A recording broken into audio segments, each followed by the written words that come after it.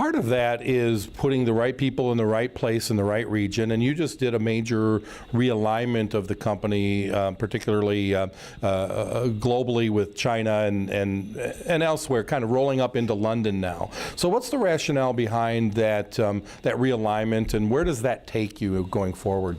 Yeah, I spent about a year thinking about this. How I thought the company could be structured going forward to be more agile, nimble, grow faster, be more competitive.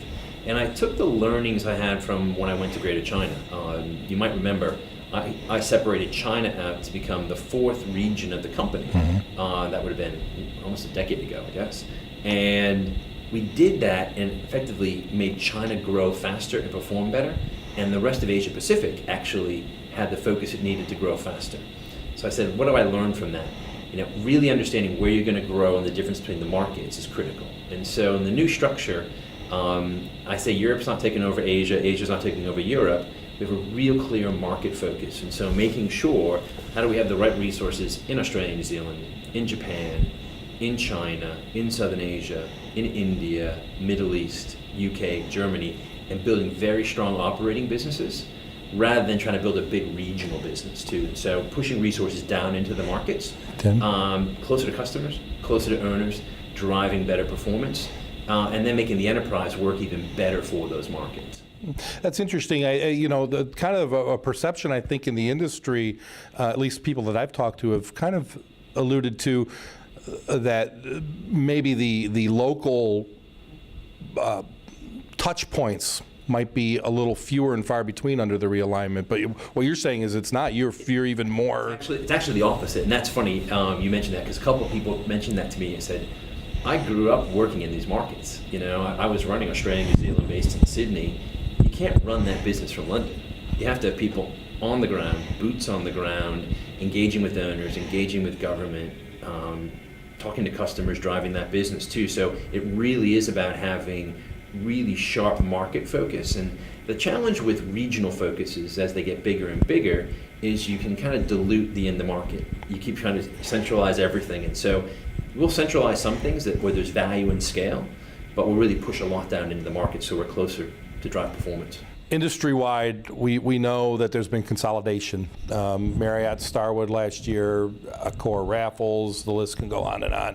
How do you look at industry consolidation? And I'd be remiss to ask, you guys are the topic of many rumors and discussions in the industry, whether you're going to be bought, whether you're going to buy somebody. So how do you look at consolidation, and how do you respond to the people that ask, are you going to be bought? Are you going to be a buyer? I love when people talk about us. It's nice to be in the news. We're constantly looking at how to grow the company intelligently too. And so there's been consolidation taking place, and I think consolidation will continue. Scale matters in this industry. It's the ability to invest in the enterprise and technology. The smaller companies are going to have a harder time to compete going forward when you're saying you've got to do machine learning for revenue management. You've got to have a data-driven marketing organization.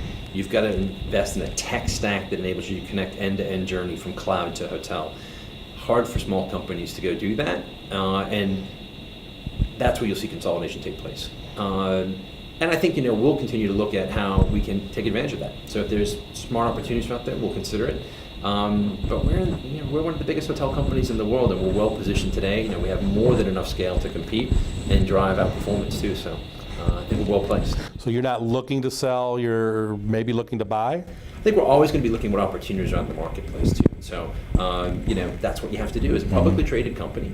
You have to look at what can create value for our shareholders, what can really make sure you have a strong, sustainable company, and identify what looks out there. So we'll always look at everything. But we want to be smart about it too. I like to buy things out there that make money the bigger they get. I like to buy things out there that are accretive to our company and that make a good strategic fit for us. So we'll see what happens. And the final question, where do you see IHG 5 years from now? How do you want the company to look? Continued the pace of growth. We're accelerating our growth right now, and I want to see that continue because I think having a really strong global company with the right portfolio of brands makes it a long-term sustainable business too. And so, I'd like to see more brands. I think that there are white spaces we talked about earlier that I'd like to fill out. And I also would like to continue to think about how we can use technology more creatively than other industries too. So.